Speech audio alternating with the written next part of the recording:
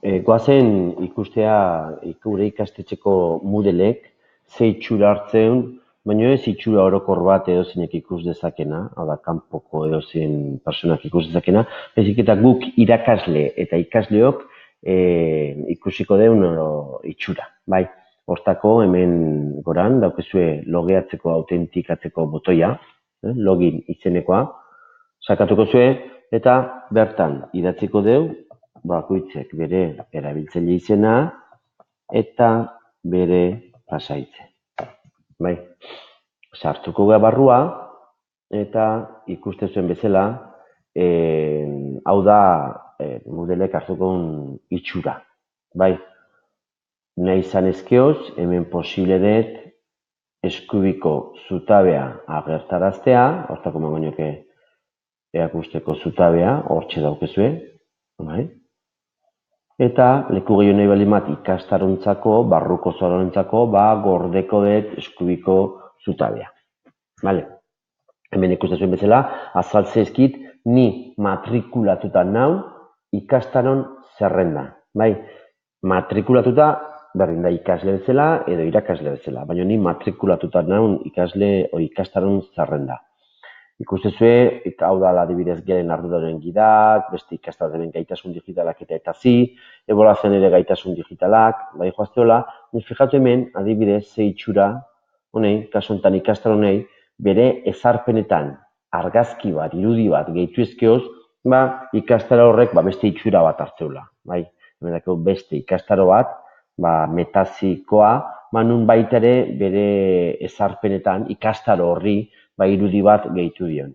Ez baldin badago ezer gehitzen, beak lehen esteitu edo ematitu hausaz hainbat irudi. Baina nik uste ikaslentzako eta gutzako de bai, egoki edala ikastaro bakoitzei bere ezarpenetan, bere deskripzion irudi bat gehitzea. Bai, hau da, karratu izela gisa ikuste ditu hemen ikastarok, baina nik posible baita ere ikastarok ikustea zerrenda bat bezala, gehiago interesatzari mazait, bai? Edo, posible dut laburpen gisa ikustea, bai? Hemen azaltzaiguna da beste ondoko ikono hau.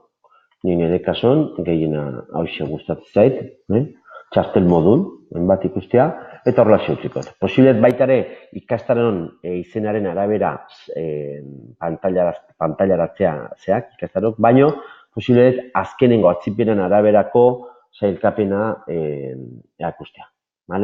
Hau nahi dezuen bezala. Nahi dezuen bezala utzi.